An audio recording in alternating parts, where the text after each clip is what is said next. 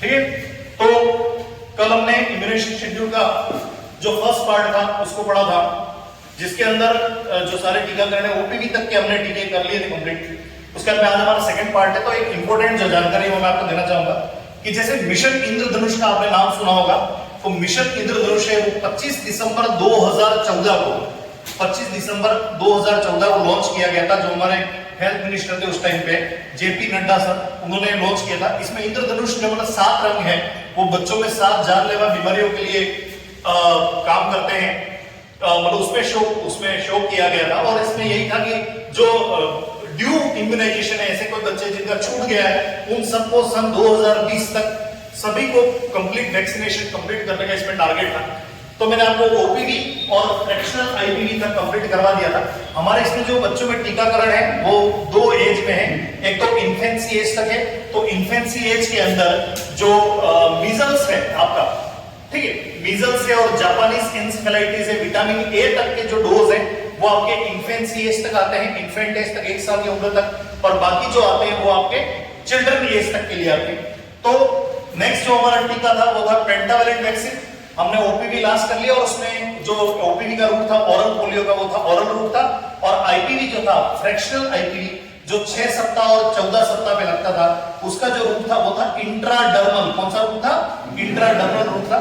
उसके बाद में नेक्स्ट जो हमारा टीका था वो है पेंटावैलेंट वैक्सीन। नाम में पता चल रहा है पेंटावैलेंट वैक्सीन जो है वो 5 जो टीके हैं उनसे मिलकर बना हुआ है। Diphtheria, pertussis, tetanus, hepatitis B और हेमोफाइलस इन्फ्लुएंजा बी। ठीक है। पेंटावैलेंट वैक्सीन के 3 डोज है, फर्स्ट डोज, सेकंड डोज और थर्ड डोज। कौन कौन सा है? फर्स्ट डोज, सेकंड डोज और थर्ड डोज है। उसके बाद में कब दिया जाता है? तो फर्स्ट डोज पेंटावैलेंट का जो है वो 6वें सप्ताह पे, सेकंड डोज जो है 10वें सप्ताह पे दिया जाता है और थर्ड डोज जो है वो है 14वें सप्ताह में दिया जाता है। कब तक दे सकते हैं? मैक्सिमम एज क्या है? तो अप टू 1 ईयर। कब तक दे सकते हैं? मैक्सिमम 1 ईयर की एज के अंदर दे सकते हैं आप उसको। इसका डोज क्या रहेगा? तो 0.5 ml रहेगा। कितना रहेगा? 0.5 ml रहेगा डोज जो है, और ये लगेगा इंट्रामस्कुलर। क्या जैसे लगेगा? इंट्रामस्कुलर में लगेगा। इसकी साइड क्या रहेगी? पेंटावैलेंट जो 6वें सप्ताह, 10वें सप्ताह और 14वें सप्ताह में लग रहा है उसकी साइड क्या रहेगी? तो एंटेरो लेटरल एस्पेक्ट और मिड थाई में रहेगा।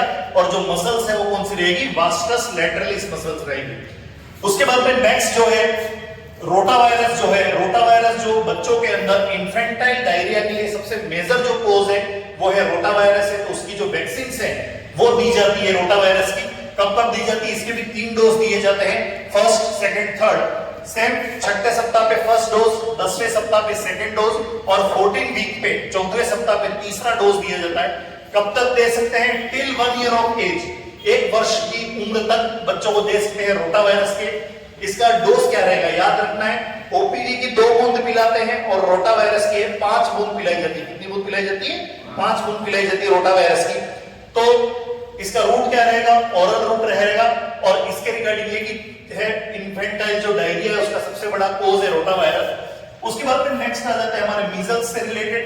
मीजल्स का जो कोज है, ठीक है, आपको जो 7 जानलेवा बीमारियां उनके जो कोज है, मेजर कोज है, उनके बारे में पता होना चाहिए। जैसे मैं शॉर्ट में बता रहा हूं, diphtheria, corynebacterium diphtheriae, pertussis, bordetella pertussis, tetanus, clostridium tetani, measles, paramyxovirus, tuberculosis, mycobacterium tuberculosis, hepatitis B virus और ये सारे, और पोलियो जो है उसका है कोज है, पोलियो वायरस है। नेक्स्ट जो हमारी वैक्सीन है वो है मीजल्स। मीजल्स का एक डोज जो फर्स्ट डोज लगता है वो लगता है 9 से लगा करके 12 महीने की एज तक लगता है। कब तक लगा सकते हैं? तो टिल 5 ईयर। कब तक लगा सकते हैं? टिल 5 ईयर लगा सकते हैं। उसका डोज क्या रहना चाहिए? 0.5 ml लगाना चाहिए। कितना लेना चाहिए?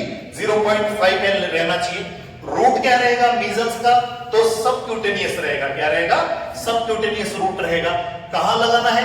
राइट अपर आर्म पे। ये आपकी जो दाई आर्म है, दाई भुजा है, उसमें सबक्यूटेनियस रहेगा। याद रखना, मीजल्स जो दाई भुजा है आपकी उसके लिए रिजर्व है और जापानीज एन्सेफेलाइटिस है वो लेफ्ट के लिए रिजर्व है। यानी कि जापानीज एन्सेफेलाइटिस वो लेफ्ट आर्म पे लगता है और मीजल्स है वो राइट आर्म पे लगाते हैं।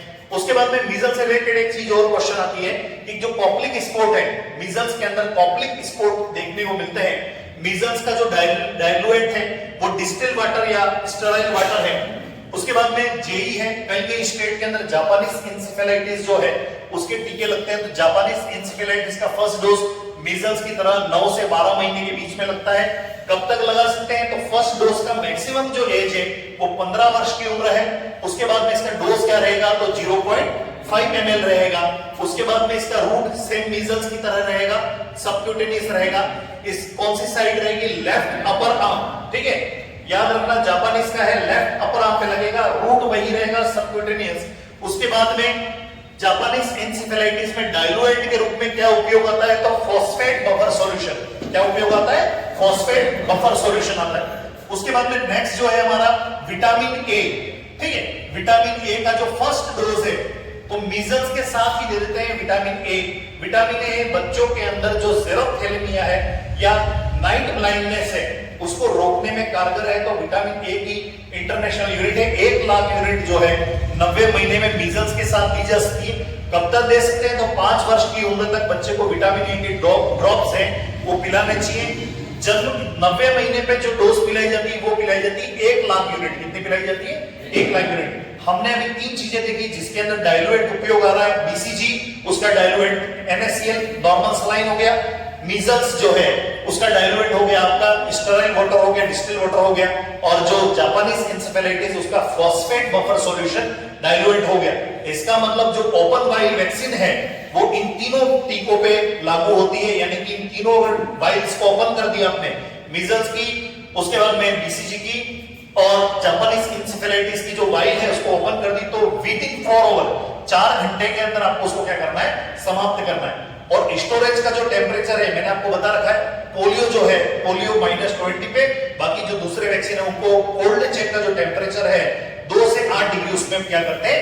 स्टोर करते हैं। नेक्स्ट यहां से हमारा अब चिल्ड्रन के लिए हम जो टीके लगाते हैं वो काम आएंगे। चिल्ड्रन के लिए जो टीका लगता है फर्स्ट जो आता है विटामिन डीपीटी का फर्स्ट बूस्टर डोज, पेंटावेलेंट का बूस्टर डोज नहीं देता है, यहां पर हम डीपीटी बूस्टर से चालू करते हैं। तो डीपीटी का बूस्टर डोज 2 लगते हैं। जो पहला डीपीटी फर्स्ट बूस्टर है वो लगता है 16 से 24 महीने में। कब से लगता है? 16 से 24 महीने के बीच में लगता है। उसके बाद में मतलब 1.5 से 2 साल के बीच में, ठीक है, राउंड फिगर। उसके बाद में कब तक लगा सकते हैं बूस्टर डोज? तो 7 साल की उम्र तक। कब तक लगा सकते हैं? 7 साल की उम्र तक लगा सकते हैं। उसके बाद में इसका डोज क्या रहेगा? तो 0.5 ml डीपीटी बूस्टर या डीपीटी कोई भी कहो या पेंटावेलेंट को उनका डोज रहेगा 0.5 ml। जितने भी आईएम लग रहे हैं याद रखना, जितने भी आईएम लग रहे हैं सबका डोज फिक्स है 0.5 ml। कितना है? 0.5 ml है। जितने भी इंट्रामस्कुलर जा रहे हैं सबका, ठीक है। उसके बाद में अगर हम बात करते हैं बीसीजी जो है उसका लगता है 0.05 ml, ठीक है, वो भी 1 महीने की उम्र तक। और 1 महीने के बाद अगर कोई महिला अपने बच्चे को लेके तो आपको कितना देना है? 0.1 ml, ठीक है। तो मीजल्स डीपीटी का first booster dose 0.5 ml same intramuscular लगेगा और anterolateral aspect of mid thigh left में लगेगा। और मसल्स जो होगी ये थाई वाली मसल्स है, वास्टस लैटरलिस मसल। बच्चों में जो टीके हैं वो जाम की मसल्स पे इसलिए लगाते हैं क्योंकि उसकी जो डेल्टोइड मसल्स है वो इतनी स्ट्रॉन्ग नहीं होती है, इतना मास नहीं होता है, इसलिए यहां लगाया जाता है, ठीक है। उसके बाद में नेक्स्ट जो है मीजल्स का सेकंड डोज आ जाता है। मीजल्स का सेकंड डोज वही 16 से 24 महीने में लगेगा। कब तक लगा सकते हैं? 5 साल की उम्र तक लगा सकते हैं। डोज क्या रहेगा? 0.5 ml रहेगा। कितना रहेगा? 0.5 ml रहेगा। मीजल्स का रूट सबक्यूटेनियस रहेगा और राइट अपर आर्म, मैंने बताया कि मीजल्स को राइट अपर आर्म में रिजर्व कर दिया और जापानीज एंसेफेलाइटिस को लेफ्ट अपर आर्म में रिजर्व कर दिया। उसके बाद में सेम मीजल्स का जो डाइल्यूएंट है वो स्टेराइल वाटर रहेगा, ठीक है, या डिस्टिल वाटर रहेगा। जापान में OPV booster dose, oral polio का बूस्टर डोज कब लगाते हैं? 16 से 24 महीने में। कब लगाते हैं? 16 से 24 महीने में। कब तक लगा सकते? 5 वर्ष की उम्र तक। देखो पोलियो जो है इम्यूनाइजेशन शेड्यूल के तहत बच्चों को पोलियो आपको पिलाना है, परंतु जो 5 वर्ष की उम्र तक जितने भी पोलियो के प्रोग्राम आ रहे हैं, नेशनल प्रोग्राम, उसके तहत अगर पोलियो पिलाने वाले आ रही है आपके पास में लेडी, तो आपको पोलियो पिलाना ही है, ठीक है। तो ओपीवी का बूस्टर डोज है 16 से 24 महीने टिल 5 ईयर, 5 वर्ष की उम्र तक पिलाना पोलियो। 2 बूंद जिंदगी की ओरल रूट रहेगा और सेम ओरल रूट रहेगा। और ये जो ओरल पोलियो है ये होगी सेवाइन वैक्सीन और आईपीवी जो हमने पहले दी थी वो थी साफ वैक्सीन। जापानीज इंसेफेलाइटिस का सेकंड डोज जो है वो 16 से 24 महीने में रहेगा। क्या रहेगा? 16 से 24 महीने में रहेगा। उसके बाद में ऐसा कोई मैक्सिमम नहीं है कि कब तक लगा सकते हैं। उसके बाद में डोज जो है 0.5 ml रहेगा जापानीज एन्सेफेलाइटिस का, सेम सबक्यूटेनियस रहेगा, और कौन सी साइड रहेगी, लेफ्ट अपर आर्म पे रहेगी, और जो इसमें डाइल्यूएंट यूज करते हैं वो रहता है फॉस्फेट बफर सॉल्यूशन, ठीक है। उसके बाद में विटामिन ए का सेकंड डोज रहेगा, सेकंड से लगा के 9 डोज लगेंगे, सेकंड, दूसरा, तीसरा, चौथा, पांचवा सेकंड के 9 डोज लगेंगे। तो जो 16वें महीने पे तो लग जाएगा आपका सेकंड डोज लग जाएगा, कौन सा लगेगा, 16वें महीने पे सेकंड डोज लगेगा, और जो सेकंड डोज है वो रहेगा आपका 2 लाख यूनिट, क्या रहेगा, 2 लाख यूनिट रहेगा। उसके बाद में हर 6-6 महीने के गैप में 5 वर्ष की उम्र तक उस बच्चे को विटामिन ए के आपको 2-2 लाख यूनिट उस बच्चे को पिलाने हैं ओरल, ठीक है।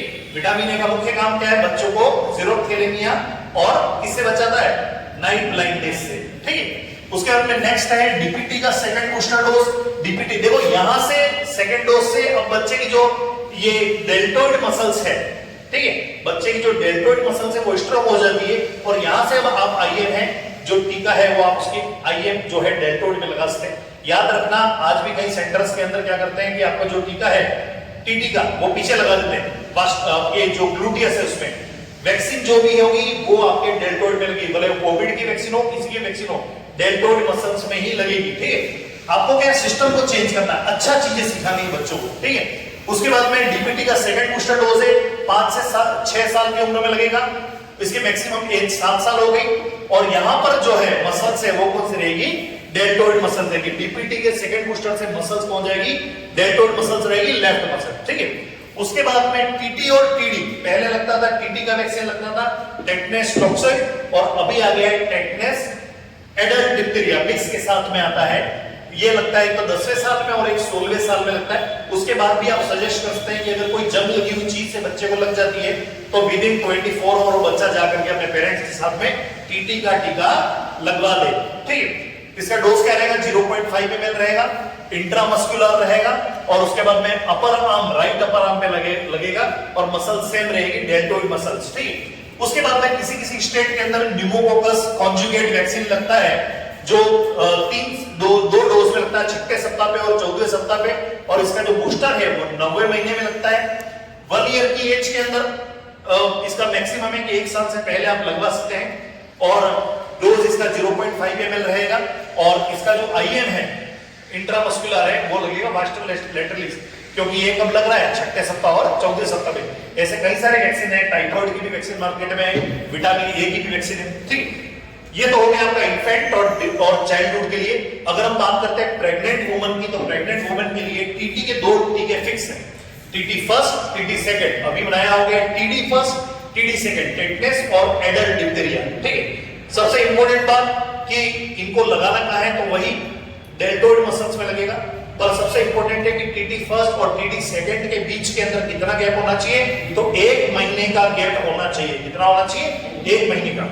यदि कोई महिला है अगर वो 3 साल के अंदर वापस से प्रेग्नेंट हो गई, उसको प्रेगनेंसी में पहले 2 टीके लग चुके हैं, अगर किसी महिला को प्रेगनेंसी में 2 टीके लग चुके हैं और 3 साल पूरे होने से पहले वापस से प्रेग्नेंट हो गई है, तो क्या उसको टीटी के दोनों टीके वापस लगेंगे, नहीं, उसको टीटी का सिर्फ एक बूस्टर डोज ही लगेगा, ठीक। तो इन टीकों को जो मैनेज किया जाता है वो कोल्ड चेन से मैनेज किया जाता है। कोल्ड चेन होती क्या है कि जहां वैक्सीन बन रही है, प्रोडक्शन हो रहा है, वहां से लेकर के ट्रांसपोर्ट, स्टोरेज और ओरिजिनल रिसिपिएंट जो है, एक्चुअल जो ग्राही है, उस तक पहुंचने तक जो ऑप्टिमम टेम्परेचर है 2 से 8 डिग्री का, वो मेंटेन किया जाए। इसके अंदर आइस लाइन रेफ्रिजरेटर आते हैं, तो कोल्ड रूम आता है, कोल्ड बॉक्सेस आते हैं, तो ये सारे हैं। इम्यूनाइजेशन बहुत इंपॉर्टेंट टॉपिक है आपके लिए, ठीक है, ओके।